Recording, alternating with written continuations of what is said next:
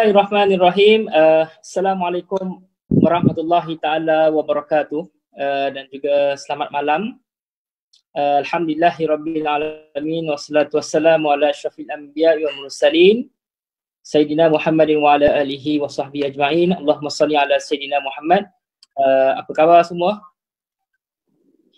Baiklah, alhamdulillah pada malam ini kesempatan untuk kita bersama-sama dalam keadaan kita berhadapan dan juga masih lagi menempuhi suasana PKP ataupun Perintah Kurungan Pergerakan, yang mana semua sedia maklum bahawa tempoh yang dilanjutkan lagi untuk hari-hari yang berikutnya, dan sudah pastinya akan juga melibatkan beberapa hari dalam sambutan bulan Ramadan pada tahun ini. Dan pada malam ini insyaAllah rancangan kita dibawakan khas oleh Global Peace Mission dengan kerjasama WAP TV, dan anda boleh mengikuti siaran ini secara langsung di Facebook waptv.my dan juga Angkatan Bela Islam Malaysia ABIM. Dan pada malam ini tuan-tuan dan puan-puan yang saya hormati sekalian, seperti mana yang kita akan bincangkan adalah berkaitan dengan topik yang saya fikir cukup penting juga dalam keadaan kita berhadapan dengan situasi pandemik COVID-19, dan kita juga sebenarnya dalam tempoh hampir mungkin sekitar 2 minggu akan menyambut bulan Ramadan untuk tahun ini. Namun demikian mungkin Ramadan ini kali ini mungkin berbeza. Jadi kita akan bincangkan berkaitan dengan topik ini, gelombang Ramadan. Untuk siri yang pertama ini, cabaran COVID-19. Bersama dengan kita pada malam ini adalah pencetus ummah Amin. Jadi apa khabar Ustaz? Alhamdulillah, sihat. Alhamdulillah. Sihat, Alhamdulillah. Jadi Ustaz sekarang ni di istilahnya PKP di Kuala Lumpur lah, di Beranang Ya saya. Di rumah. Setakat ni ada buat apa-apa program tak sepanjang PKP ni?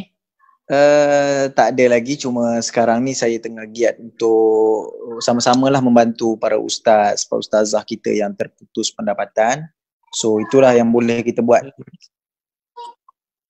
Biasa buat kuliah online ke Live Facebook, live IG, biasalah kita buat sikit-sikit. Okay, terima kasih Ustaz bersama dengan kita pada malam ni insya-Allah. Dan malam ini juga seperti yang saya bincangkan awal tadi, untuk gambaran awal kepada hadirin anda yang menonton kami di Facebook Live, jumlah kes coronavirus ataupun COVID-19 ketika ini di seluruh dunia adalah mencecah pada angka 1.8 juta kes yang telah dikenal pasti, yang mengakibatkan kematian seramai 110,005 orang, dan dengan jumlah mereka yang telah pulih adalah seramai 411,871. Ini jumlah di seluruh dunia setakat hari ini. Manakala di Malaysia ketika ini setakat jam ataupun kita kata waktu tempatan 12 ataupun hari ini 12 April, di Malaysia ada 76 kematian. Dan ini satu jumlah yang bagi kita juga agak merisaukan, dan itu juga antara lain faktor penyebab utama kenapa kita kata apa PKP ini diteruskan.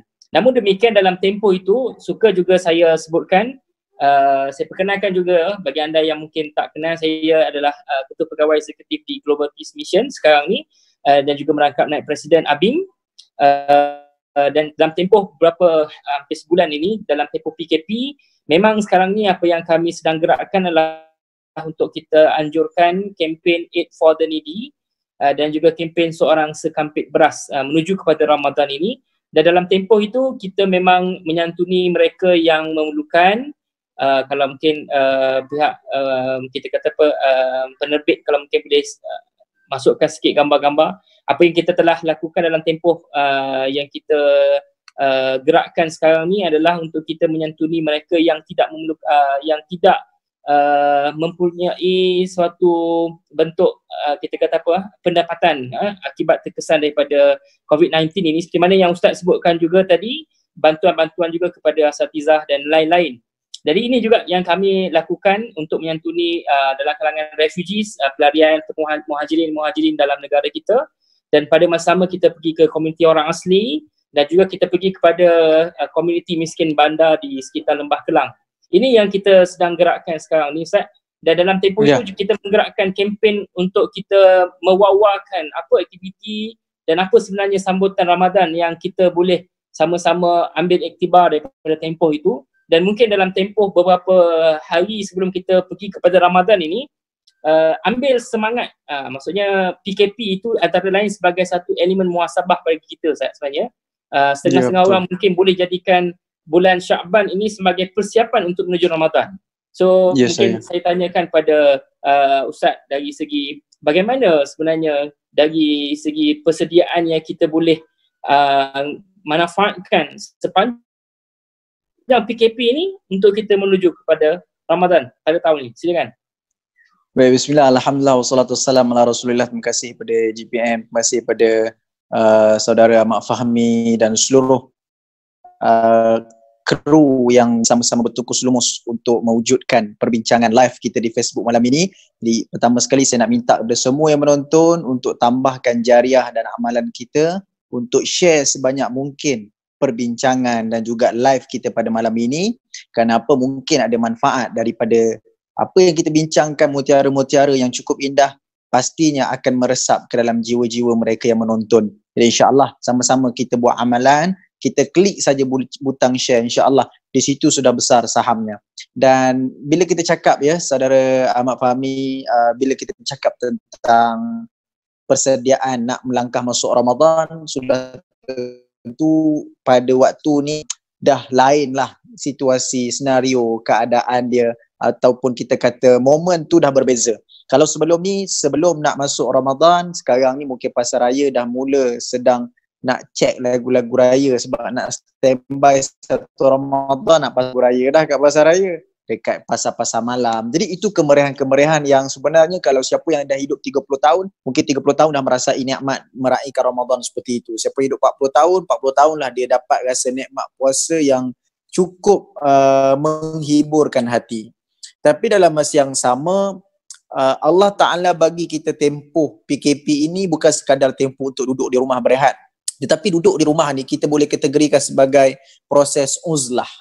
Proses untuk kita menyendirikan diri kita, proses untuk kita berada dalam ruang lingkup yang tidak diganggu oleh gangguan-gangguan yang berada di luar. Tak boleh dinafikan, tiap kali masuk bulan Ramadan, kadang-kadang fokus kita, khusyuk kita, matlamat kita untuk melaksanakan Ramadan tu mungkin tersasar. Yalah, mana tidaknya dengan hiburan, dengan buffet Ramadan, dengan apa lagi, pelbagai lagi santapan-santapan yang berada di hadapan kita. Dan ada kala kita sendiri, saya sendiri, kadang-kadang kita rasa tersasar. Mak Fahmi, kita rasa macam Ramadan ni bila dah hujung-hujung nanti pun orang dah ramai, dah tak ada. Jadi bila kita duduk di dalam suasana PKP ni, Allah Ta'ala nak bagi kita masa untuk uzlah. Kalau kita tengok dalam ruang PKP ni, dah masuk PKP yang insya-Allah nak masuk ke PKP yang ketiga. Di akhir-akhir PKP yang kedua ni kita boleh tengok berapa ramai orang yang hari ni cerita-ceritanya dapat kita baca. Ada seorang perempuan 26 tahun tinggal solat, jadi digunakan waktu PKP untuk qada solat. Ada orang yang tak sempat nak bersama dengan ahli keluarga, bila bercuti ni dia baru kenal the true colour suami dan isteri dia. Ada orang yang tak ada masa nak berdepan dengan anak-anak dia sebab anak-anak dia duduk asrama. Hari ni baru dia tahu yang anak dia ada kelemahan ini, anak dia ada kekurangan ini. Jadi tempoh untuk PKP ni bukan tempoh untuk berehat ataupun bercuti semata, tetapi proses untuk kita mengenal diri. Sebab itu proses mengenal diri ini satu proses ataupun masa yang cukup besar dan kita kena gunakan sebaiknya. Berbalik kepada apa kita bincangkan, persediaan. Persediaan ni adalah satu benda yang kita tak boleh tidak, mesti kita kena ada. Orang nak masuk dalam lumba lari, dia kena uji stamina dia. Nak main bola, dia kena ada fitness yang baik. Nak angkat berat, dia kena ada otot yang besar. Jadi apa yang kita bincangkan malam ni satu benda yang memang kita sedang berusaha untuk bersedia. Nak masuk dalam bulan Ramadan, sesungguhnya bulan Rejab, bulan Sya'ban awal lagi tu sebelum PKP, saya sendiri pun dah banyak dah buat beberapa ceramah-ceramah untuk masukkan elemen seronoknya nak masuk Ramadan. Bukan nak masuk Ramadan baru nak rasa seronok. So pertama sekali persediaan yang paling penting, nak masuk Ramadan kita kena rasa seronok. Rasa seronok sungguh-sungguh.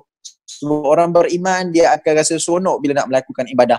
Yang kedua, bila nak masuk Ramadan, kita kena perhatikan dan kita kena ada rasa ambil tahu, kita kena caring, kita kena tengok orang sekeliling kita, mereka-mereka saudara-saudara kita yang ada kekurangan, yang ada keciciran ataupun ada apa sahaja yang menyebabkan mereka ni tak boleh nak seronok menyambut Ramadan. Mungkin kerana kekurangan beras, tadi kita kata satu keluarga satu kampik beras, mungkin tak ada cukup makanan, tak cukup ikan, tak cukup sayur-sayuran, macam-macam benda yang mungkin berada di sekeliling kita. Ini yang kita kena sama-sama perhatikan, supaya apa, bila kita masuk Ramadan, persediaan itu bukan sekadar persediaan diri kita, tetapi persediaan secara kolektif.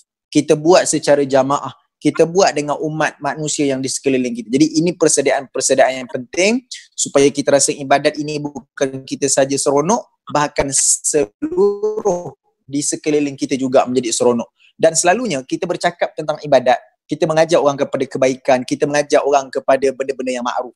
Bila Allah turunkan ujian, maka pada ketika inilah Allah Ta'ala nak uji ilmu dan juga kefahaman kita dalam agama. Kalau sebelum ni kita banyak dengar, wahai orang beriman, infaklah kamu, sedekahlah kamu. Kita pun selalu berceramah, kita selalu berkhutbah, kita selalu tulis kat status Facebook, Instagram, Twitter kita, jom bersedekah, sedekah banyak manfaat. Jadi di waktu musibah, di waktu diturunkan bencana inilah waktu untuk kita mempraktikkan, mengamalkan segala ilmu, kepahaman dan juga apa yang kita tahu tentang maksud sedekah itu. Sebab itu kita kena memperbanyakkan sedekah di musim-musim bencana ini, dan Allah Ta'ala sebut bersedekah ini bukan sekadar waktu senang. Alladzina yunfikuna fis-sarra'i wad-dharra. Orang-orang yang beriman itu, orang yang baik itu, orang yang bersedekah, orang yang memberi bantuan di waktu susah dan juga waktu senang. Jadi insya-Allah apa yang kita ada hari ini kita sumbangkan, ia tetap menjadi di antara persediaan kita untuk melangkah masuk Ramadan.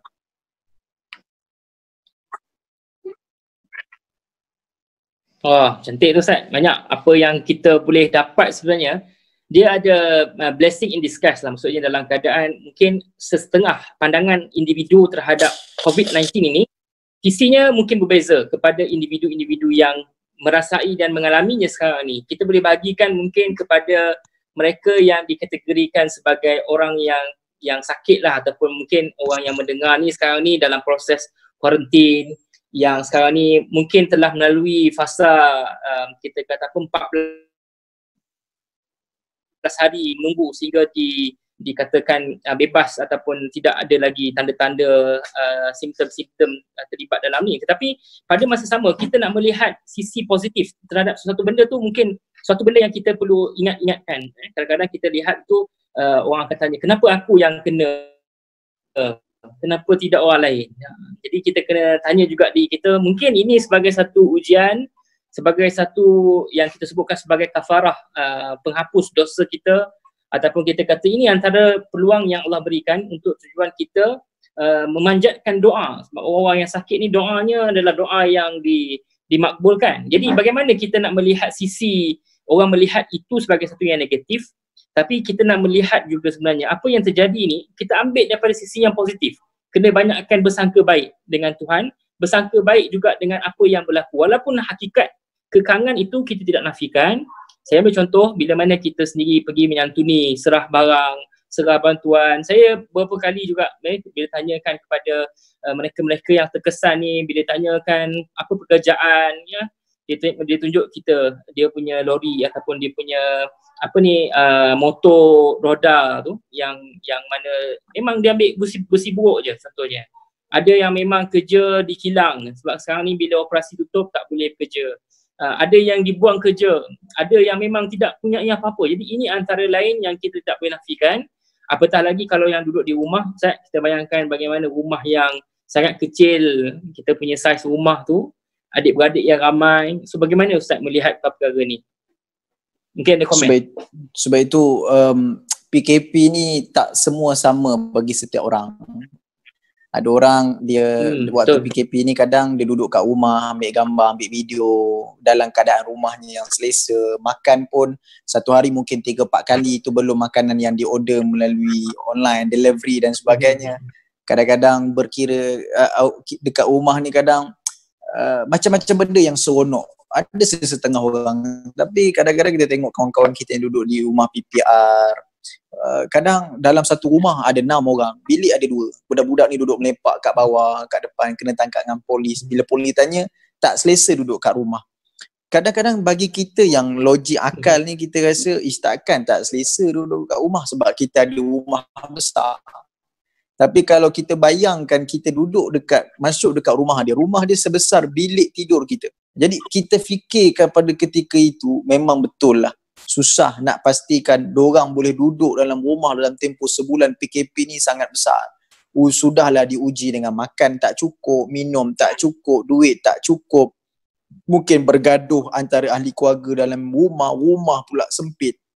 Sebab itu orang yang diuji ni ada beberapa ganjaran dan pahala. Kita ambil satu orang berpuasa, ustaz berpuasa dengan satu orang yang kerja kontraktor berpuasa. Ustaz puasa, contoh saya puasa, saya bangun pagi, saya sahur, kemudian saya pergi ceramah, kemudian saya pergi buat kerja-kerja saya, menulis, duduk dalam aircon, kemudian saya pergi buka puasa. Selesai. Tapi satu orang yang berpuasa daripada orang ni dia kerja kontraktor, individu yang kerja kontraktor. Dia buat apa? Dia bangun pagi nak sahur pun dia berkira-kira makanan sikit. Sebelum orang keluar, subuh-subuh je dia dah keluar pergi cek kerja, kemudian dia uruskan kerja dia, kerja dalam keadaan yang panas, kerja dalam keadaan kena maki, kerja dalam keadaan tekanan, kemudian balik nak fikir pula, kejap lagi nak bawa makanan balik pergi rumah, orang lain pergi bazar Ramadan, dia tak ada duit nak pergi beli bazar Ramadan. Agak-agaknya pahala orang yang berpuasa walaupun dia seorang ustaz, contoh saya tadi, dibandingkan dengan pahala puasa orang yang kerja kontraktor ni tadi, yang kerja hidupnya penuh dengan ujian tapi dalam masa yang sama taat dengan Allah. Dah tentu bukan ustaz yang banyak pahala tadi, yang banyak pahala orang yang kerja kontraktor ni tadi. Sebab itu setiap yang ujian-ujian yang Allah Ta'ala bagi ni, dia mengikut pahala dan ganjaran tertentu. Orang yang senang melalui ujian ini, dia akan dapat pahala yang normal, yang biasa. Tapi orang yang susah, yang berhadapan dengan ujian, dia tetap menjalankan ibadat macam orang senang. Dalam keadaan dia susah, maka dia mendapat gandaan pahala yang tak boleh difikirkan oleh mata kepala manusia. Sebab itu kalau yang menonton ini ramai di kalangan orang yang susah. Saya tahu sebab masa saya buka bantuan, macam tuan pun ada Ahmad Fahmi pun buat program bantuan. Saya tahu bukan orang yang kita target saja minta bantuan, macam-macam jenis orang yang minta bantuan dekat kita. Sedangkan dana kita ni bukanlah besar sangat. Cukuplah dana itu untuk kita khususkan kepada mungkin 100 ke 200 orang. Tetapi kadang yang minta, yang mohon dengan kita ni macam-macam kehidupannya. Ada yang bila PKP ni tak boleh bekerja, bila PKP ni suami pun sakit, dalam PKP ni allowance gaji-gaji yang sebelum ni tak dibayar sebab tak boleh bekerja. Banyak benda yang kadang kita rasa, ya Allah, macam mana dia nak berhadapan dengan Ramadan. Sedangkan Ramadan ni satu bulan yang cukup seronok kita sambut, tapi bila jadi PKP, bukan sebab PKP tapi disebabkan ramai orang yang terjejas pendapatan, ramai orang yang tak dapat nak menampung kos pembelanjaan harian bersama dengan keluarga.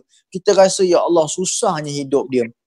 Bila dia susah, kita rasa memang dari segi itu Allah Ta'ala akan bagi pahala. Tapi bukan sekadar itu saja tanggungjawab kita sebagai seorang Muslim.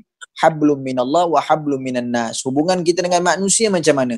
Semayanglah hitam dahi pun, pakailah jubah paling mahal pun, buatlah umrah berpuluh-puluh kali pun. Tapi kalau jiran kita lapar, kata Nabi, kamu tidak beriman. Kamu tak beriman kalau jiran kamu lapar. Maksudnya kalau jiran kita dalam keadaan susah, kita hidup dalam keadaan senang lenang, kita bukan di kalangan orang beriman walaupun kita banyak amal ibadat.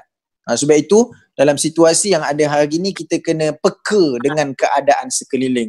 Mana yang boleh kita bantu, kita bantu. Mana yang boleh kita sumbang, kita sumbang. Jangan buat sesuatu yang boleh menyakiti hati orang yang susah. Apa dia? Menunjuk-nunjuk kekayaan, mempamerkan keseronokan dalam musibah dan kesusahan yang sedang dialami. Cukup-cukuplah kita berseronok, kita berjoget ke, ataupun kita buat satu benda yang trend hari ni, kita anggap nak menghiburkan hati kita, tetapi sebenarnya dia boleh melukakan hati orang yang susah dan miskin. Sebab itu kita kena jaga-jaga dengan benda tersebut. Betul. Ini juga antara lain yang saya kongsikan 2 hari lepas di posting Facebook. Saya sebutkan bahawa sedekah ni sebenarnya bagi orang kaya yang punya harta ni, itu biasa kalau dibagi sedekah. Tapi yang luar biasa ni, bila mana sedekah yang diberikan oleh orang ataupun individu ataupun mereka yang memang dalam keadaan memerlukan juga. Dalam keadaan dia sebenarnya tak cukup tapi dia juga memberikan. Ini antara lain kita sebut bahawa orang yang kita sebut tentang mustad'afin, orang miskin, orang yang susah sebenarnya, bila dia menginfakkan, memperbanyakkan sedekah, sebenarnya kita boleh katakan bahawa jiwanya adalah sangat kaya. Kerana apa? Sebab RM1 bagi orang yang kaya tidak sama nilai dengan RM1 orang yang tidak ada apa-apa. Ini antara satu benda yang kita boleh ambil juga. Saya ingat daripada hadis daripada Abu Hurairah radhiyallahu anhu juga menyebutkan tentang Rasulullah SAW bersabda bahawa bukanlah kekayaan itu dengan banyaknya harta, tetapi kekayaan itu adalah merupakan kekayaan jiwa. Ini hadis daripada riwayat Bukhari dan juga Muslim. Jadi ini antara lain yang kita nak sebut bahawa kita kena perbanyakkan amalan-amalan dalam keadaan kita rasa kita ni macam ialah tidak ada apa-apa, kekurangan dan sebagainya. Namun demikian kita juga perlu bersangka baik ataupun kita rasa bahawa ada hikmah di sebaliknya. Dan dalam tempoh ni juga sebenarnya Ustaz, kalau kita tengok sebenarnya ada juga persiapan-persiapan awal yang telah dibuat oleh beberapa orang yang saya ikut dekat di Facebook. Contohnya ada yang sekarang ni dah beli stand untuk letak Quran kat depan untuk untuk solat tarawih sebagai contoh. So sekarang ni dah kena prepare lah kalau macam kita kata sebelum ni betul. Bila keluarga yang macam saya sendiri mungkin Pius sendiri mungkin sibuk nak ada di rumah. Tapi sekarang ni kita ada banyak masa sebenarnya dengan anak-anak, ada banyak masa dengan keluarga. Jadi bagaimana sebenarnya kita nak ambil mood PKP, kita nak ambil mood juga, bukan nak kata mood PKP itu semata-mata, tapi sebab kita dalam Islam ni sendiri Allah berikan kita, sebab tu kita banyakkan doa Allahumma barik lana fi Rajab wa Sya'ban wa ballighna Ramadan, sampaikan kita ke bulan Ramadan.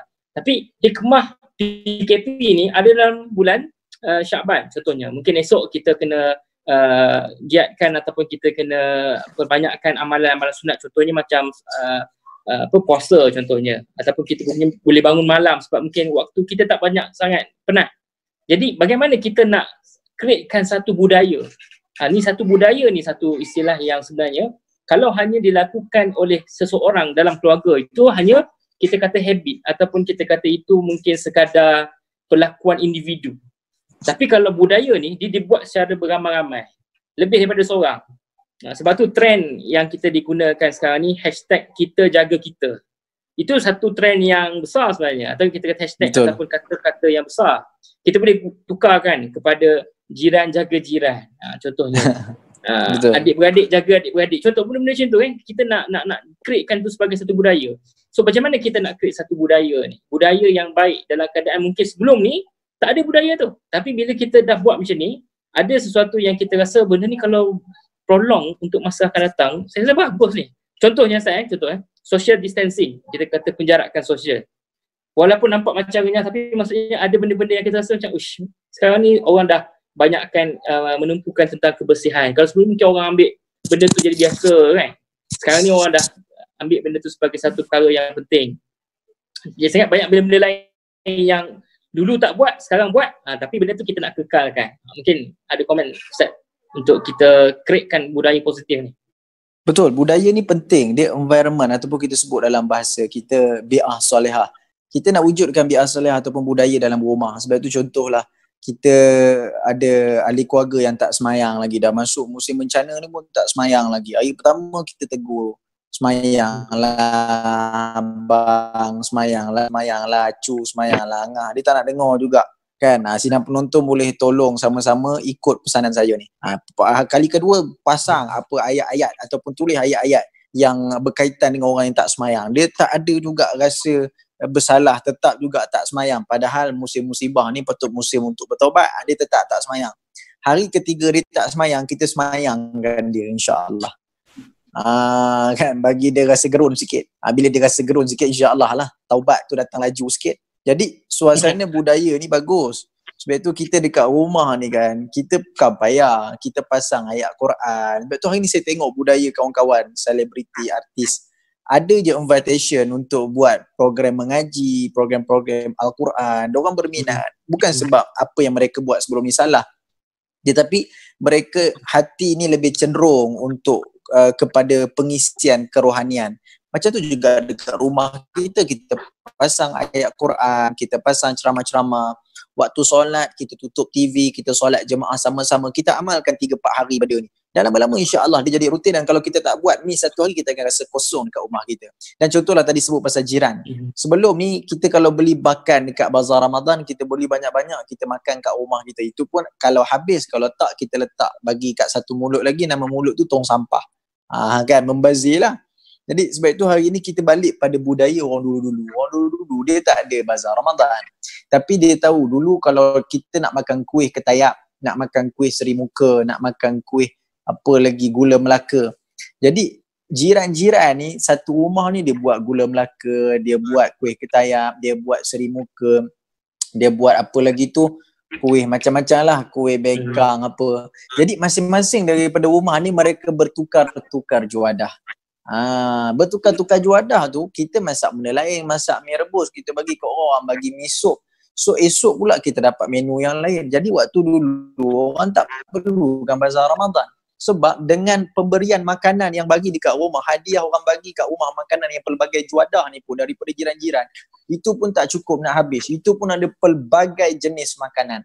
Jadi kat sana apa kita boleh buat? Kita jadikan satu yang Nabi sebut, tahadu tahabbu. Saling kamu memberi hadiah, maka kamu akan ada kasih sayang. Seronok dengan jiran tetangga kita. Bila kita saling ada bagi hadiah, saling memberi, hidupkan rasa kasih sayang.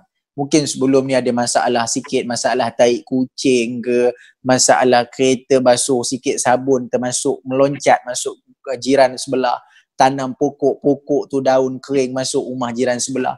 Tapi benda ni akan selesai, benda ni akan clear bila kita hidupkan rasa saling memberi hadiah. Dan Nabi sebut orang suka bagi hadiah akan hidup kasih sayang. Jadi budaya-budaya macam ni kita praktikkan, apa saja benda-benda yang baik. Satu hari kita share satu ayat-ayat yang baik. Kita share ayat Quran. Kita share ayat-ayat tazkirah. Jangan share ayat poligami je kan. Tapi kita share lah ayat-ayat yang bawa kepada maksud puasa, apa hukum puasa, sekian fadilat puasa. Janganlah bergaduh aja. Nak semayang 8 rakaat ke 21 rakaat. Kan? Jadi kita buat benda yang mudah. Kita buat benda yang seronokkan kita dekat rumah. Jadi hari ni kalau sebelum daripada ni kita banyak bergaduh. Selalu kita gaduh, masjid ni buat 8, aku tak nak, aku nak 21. Masjid ni buat 21 panjang sangat, aku nak buat 8. Imam ni baca tak sedap. Imam ni pula dia baca ayat lazim. Bulan puasa ni kena baca Quran.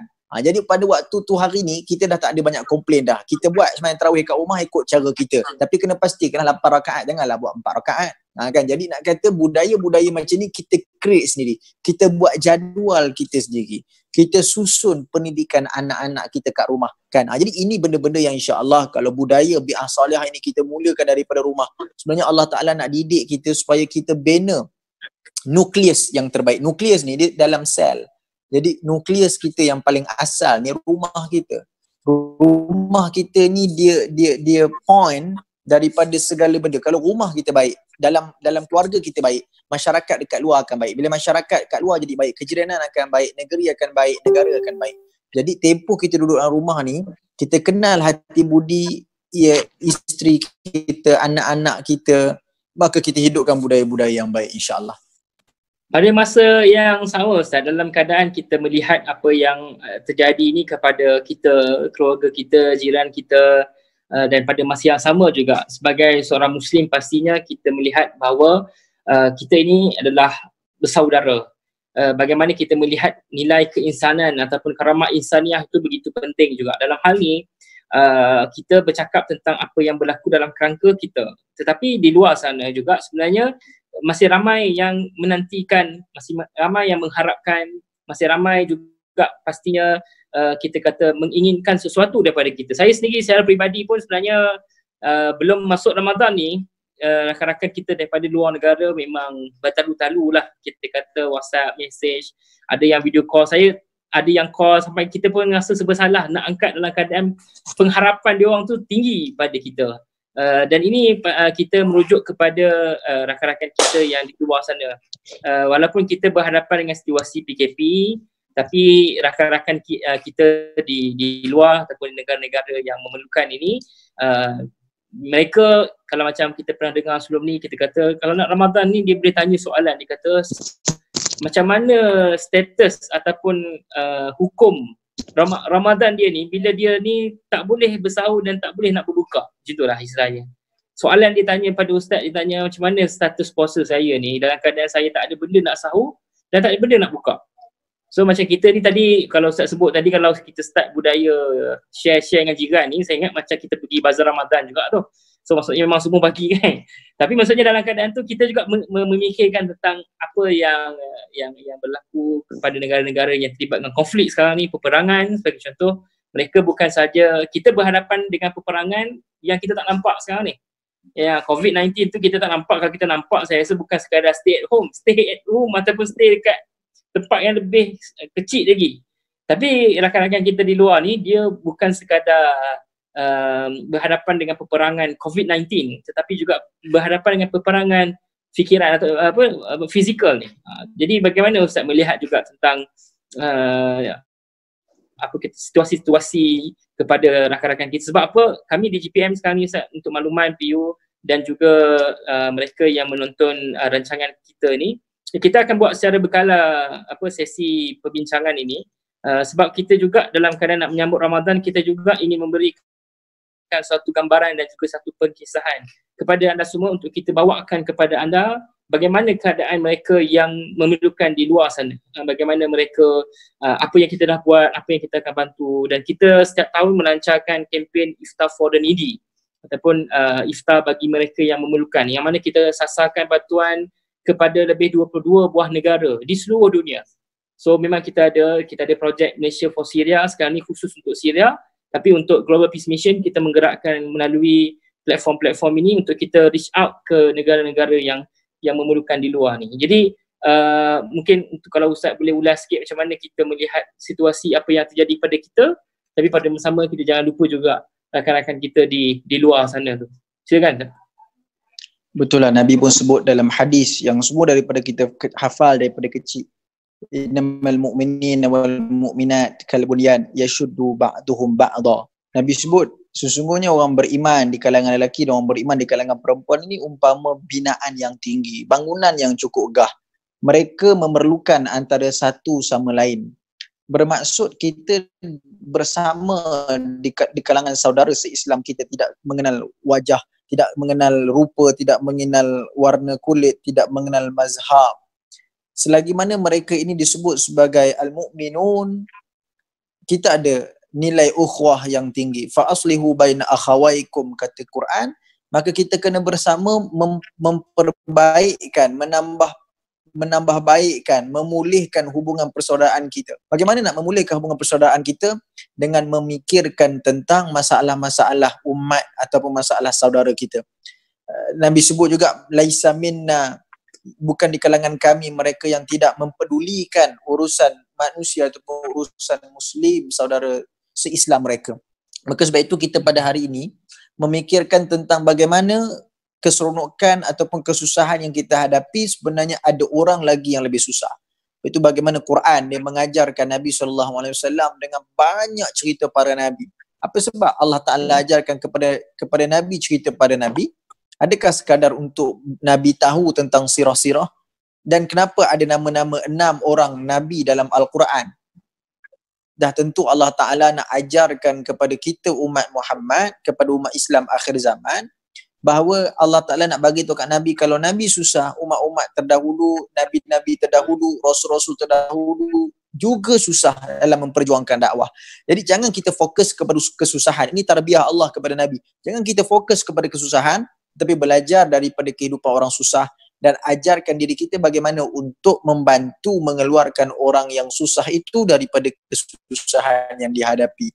Maka kita pada hari ini, kalau kita rasa apa yang berada di sekeliling kita ni satu bencana, begitu juga kita kena fikirkan sahabat-sahabat kita kalau di Syria, saudara umat Islam kita di negara-negara yang konflik, yang berdepan dengan tekanan fizikal, tekanan material dan juga berdepan dengan tekanan yang kita sebutkan tadi, tekanan berkaitan dengan wang ringgit, makanan dan sebagainya. Maka sebab itulah kita hari ni kena ambil tahu, ambil peduli supaya kita betul-betul dikategorikan sebagai orang yang beriman. Jadi kalau nak tahu macam mana hal-hal yang berkaitan dengan saudara se-Islam kita ni, negara-negara konflik ni, boleh rujuk kepada GPM, insya-Allah. Banyak info yang kita boleh dapat di sana.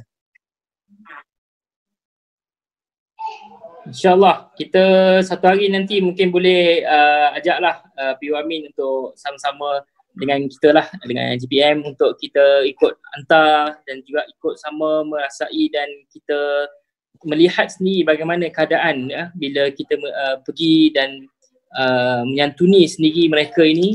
Saya ingat ini antara lain suatu bantuan ya, sebab kadang-kadang kita tak tahu doa orang-orang yang kita bantu ni sebenarnya yang menyebabkan kita ada sekarang macam mana kita sekarang ni. Antara lain saya memang teringin pun nak pergi join bantuan kemanusiaan ni, tapi belum ada panggilan lagi. Kat ni memang belum ada pergi mana-mana gitu eh?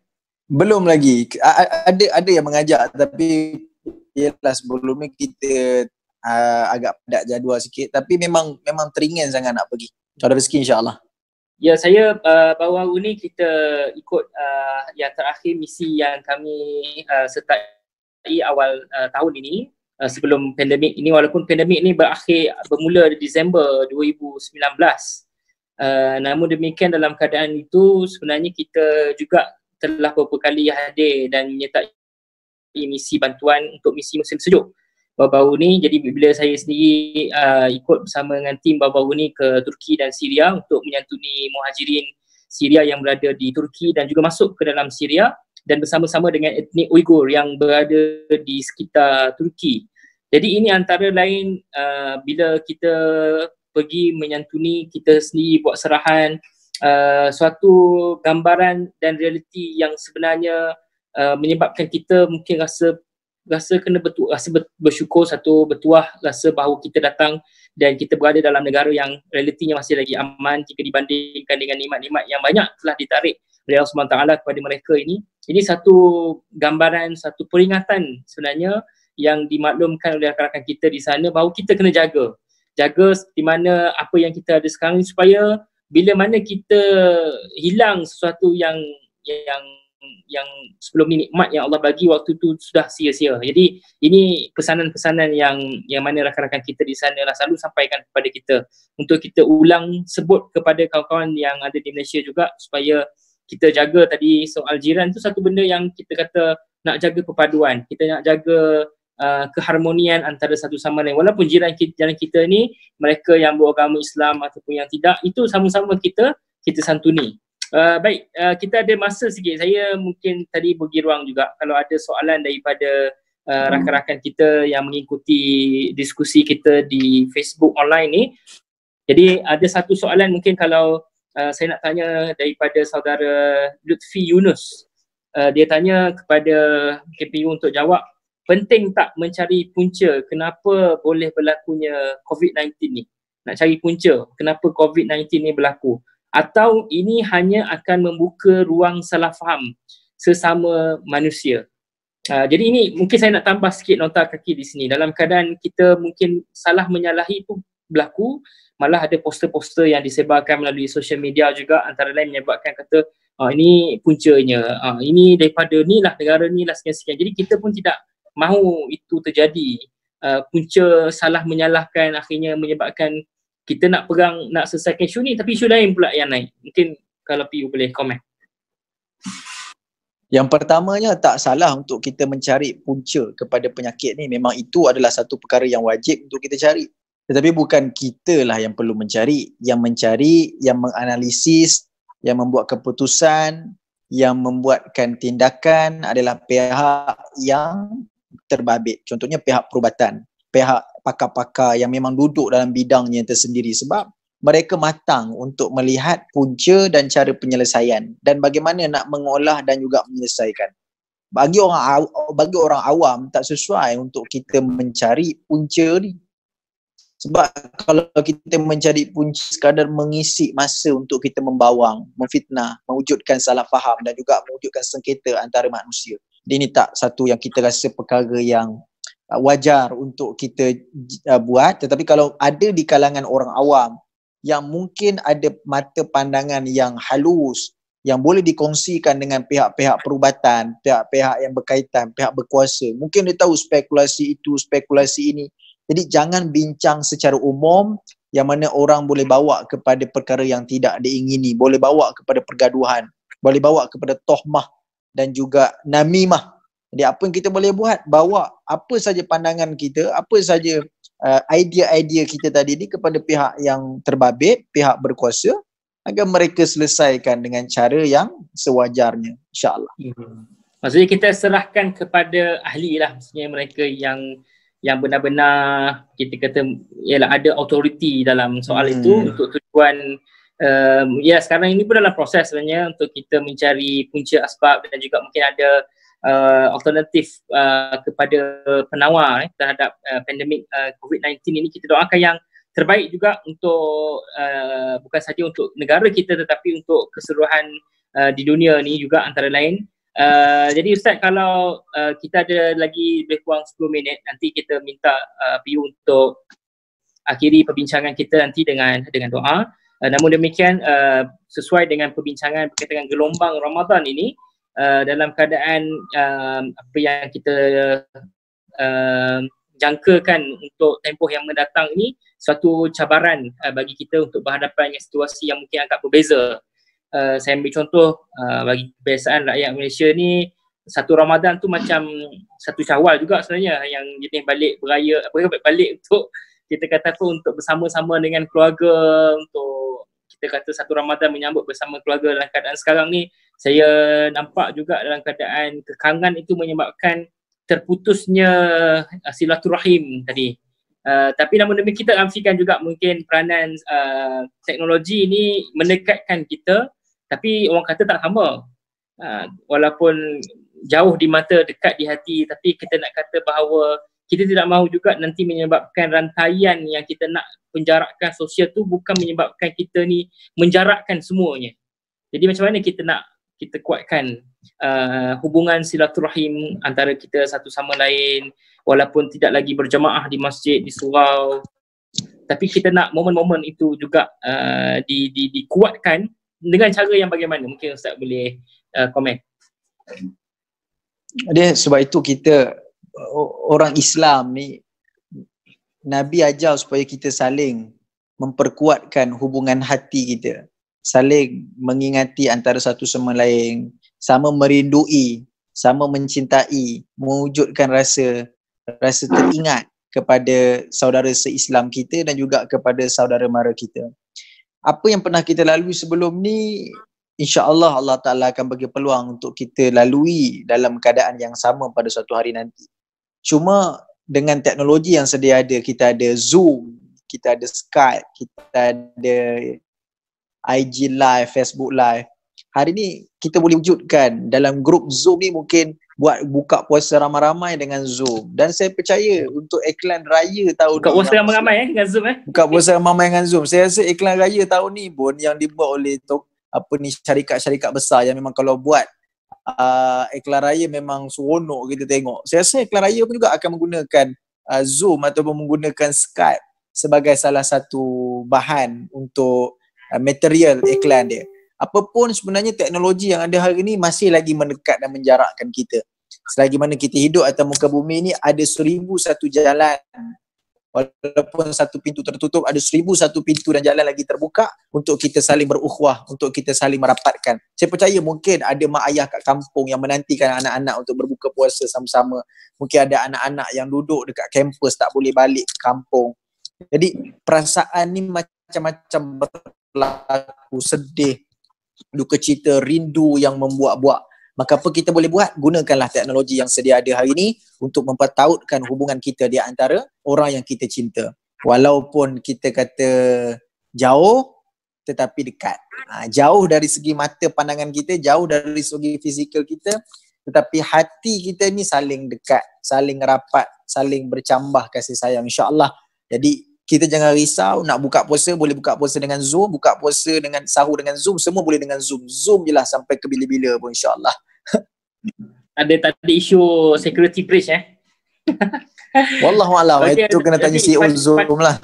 Pada masa yang sama, saya banyak platform, jadi tak semestinya Zoom lah. Kita pakai sekarang ni Zoom, maksudnya platform tu banyak, kita kena manfaatkan sebaiknya lah. Cuma TikTok saya tak pasti macam mana status nak bersilaturahim ni.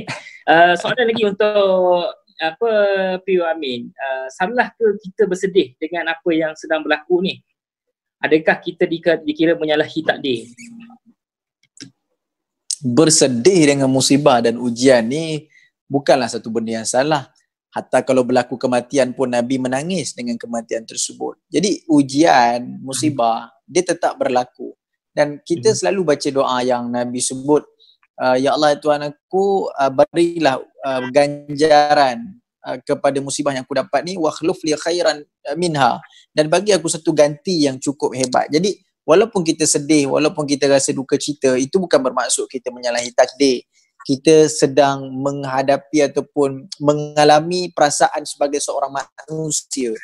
Manusia perasaannya begitu. Dia akan rasa sedih bila timpa ujian, dia akan seronok bila mendapat ganjaran, dia akan rasa gelak tawa dengan jenaka dan hiburan. Itu biasa.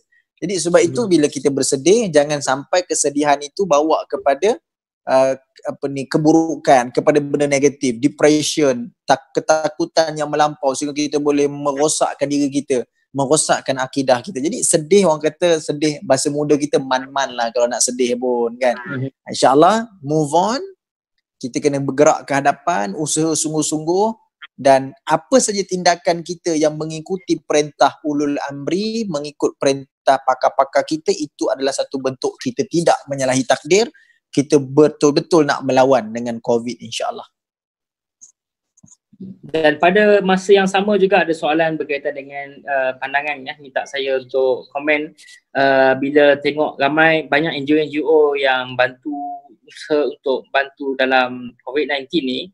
Saya ingat dalam lambakan NGO ataupun kita kata sekarang ni semuanya memainkan peranan untuk fastabiqul khairat, lumba-lumba untuk melakukan kebaikan. Kita tidak ada masalah, dan kami juga di JPM, ABI dan rakan-rakan daripada agensi kemanusiaan dan juga kebajikan ini memang dalam proses untuk kita selaraskan gerak kerja bantuan kita. Saya ada beberapa grup juga yang kita selaraskan dengan NADMA agensi, dengan Jabatan Kebajikan Masyarakat. Ini antara platform-platform yang saya fikir bila kita buat secara bersama ni, kita dapat menyantuni kumpulan-kumpulan asasa dengan lebih terarah dan juga lebih terfokus. So ini antara tujuan yang kita manfaatkan, dan tempoh itu sangat panjang lagi untuk kita habiskan.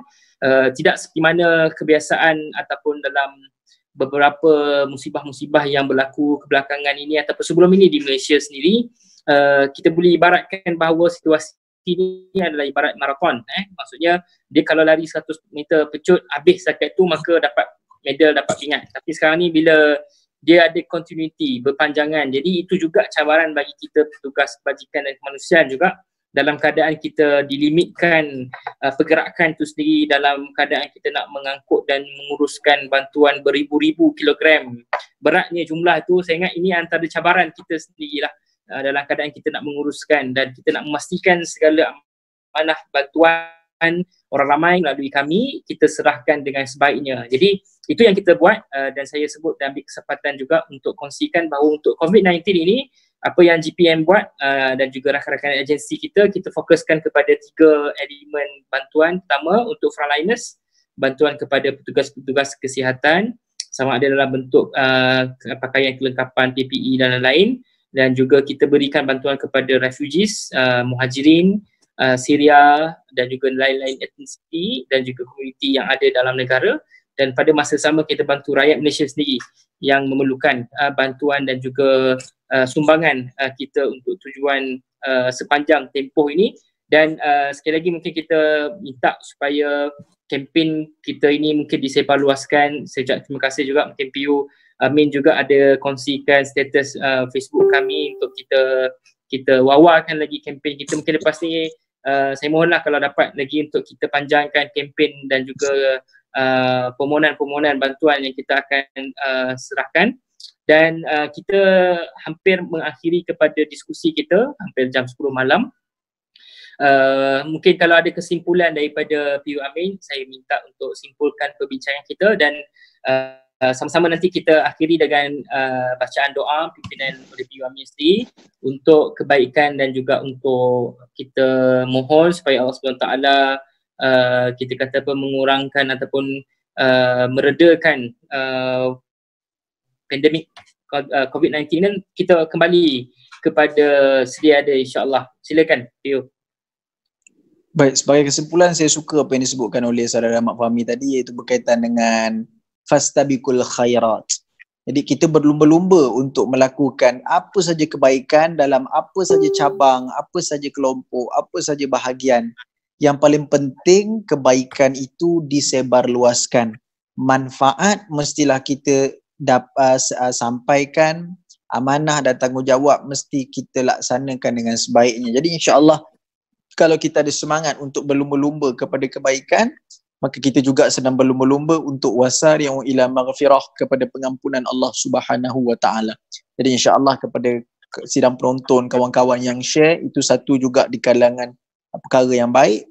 Dan jangan lupa untuk menyumbang kepada GPM, sebab saya rasa apa yang dilakukan oleh GPM, NGO seperti GPM ini banyak memberikan manfaat kepada saudara se-Islam kita di luar negara, di negara konflik, yang sudah tentu amanah dan tanggungjawab ini besar, dan saya kira dan yakin ia disampaikan dalam keadaan yang cukup baik. Dan kita dalam keadaan pada hari ini punya besar peluang untuk melakukan jariah dan infak. Jadi janganlah sesekali kita sia-siakan, jangan kita berasa rugi. Rugi sangat-sangat kalau kita tak dapat buat baik dalam peluang dan masa yang ada, insya-Allah. Dan sebab itu kita sebut nilai orang yang beri sedekah dalam keadaan yang susah ini tak sama dengan nilai sedekah dalam keadaan kita senang. Jadi bersedekahlah, bantulah dengan apa yang ada sekalipun, insya-Allah Allah Ta'ala akan bagi ganjaran sebaiknya kepada kita. Jadi stay home, stay safe dan stay zikir ilallah. Jadi insya-Allah kita akhiri dengan doa. Bismillahirrahmanirrahim. Alhamdulillah Rabbil Alamin. Alhamdulillah Rabbil Alamin. Hamdan hamidin, hamdan syakirin, hamdan sabirin, hamdan na'imin, hamdan yuwafi na'amahu wa yukafi wa yudafi mazidah. Ya Allah ya Rabbana lakal hamdu kama yanbaghi li jalali wajhikal karim azim sultanik. Ya Allah ya Tuhan kami, ampunkanlah dosa kami ya Allah. Ampunkanlah dosa ibu ayah kami ya Allah. Ampunkanlah dosa guru-guru kami ya Allah. Ampunkanlah dosa saudara mara kami ya Allah. Ampunkanlah dosa jiran tetangga kami ya Allah. Ampunkanlah dosa seluruh umat Islam ya Allah. Ya Allah, berikanlah kami kebahagiaan, ketenangan dalam berhadapan dengan musibah dan ujian ini ya Allah. Ya Allah, sesungguhnya Engkau Maha yang menurunkan penawar. Maka turunlah segala kebaikan dan penawar di atas musibah dan juga penyakit yang sedang kami hadapi ini ya Allah.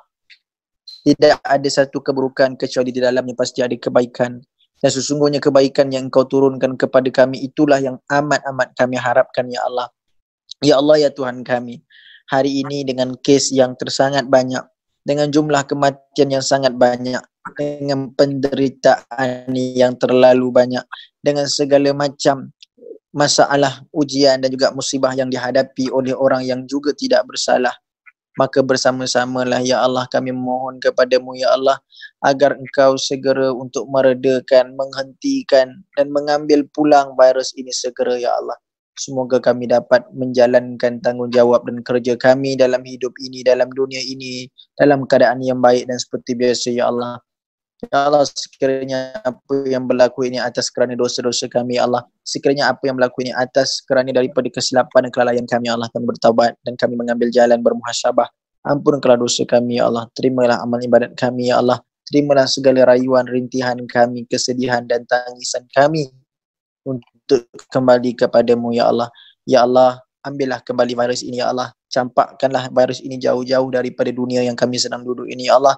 Moga-moga kebaikan ini yang selalu kami minta agar Engkau berikan kebaikan kepada kami di dunia dan juga kebaikan di hari akhirat.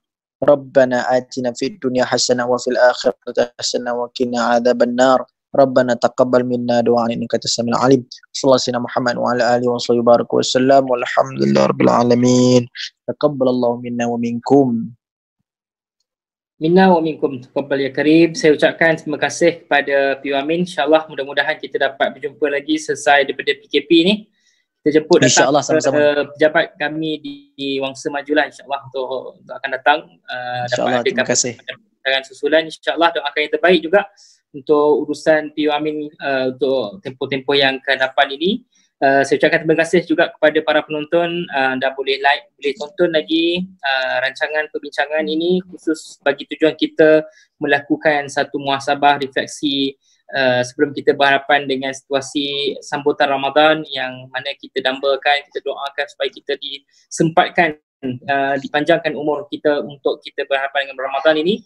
Dan pada masa sama juga boleh teruskan layari WAP-TV.my ini untuk tujuan kita adakan perbincangan-perbincangan untuk topik-topik lain yang saya fikir cukup banyak untuk kita isi dalam tempoh ini. Dan khusus buat GPM, Global Peace Mission, kita akan bawakan lagi diskusi siri perbincangan berkaitan dengan topik-topik yang kita akan bawakan kepada anda semua untuk perbincangan pada masa akan datang. Saya ucapkan terima kasih sekali lagi pada PU Amin. Selamat berehat, insyaAllah mudah-mudahan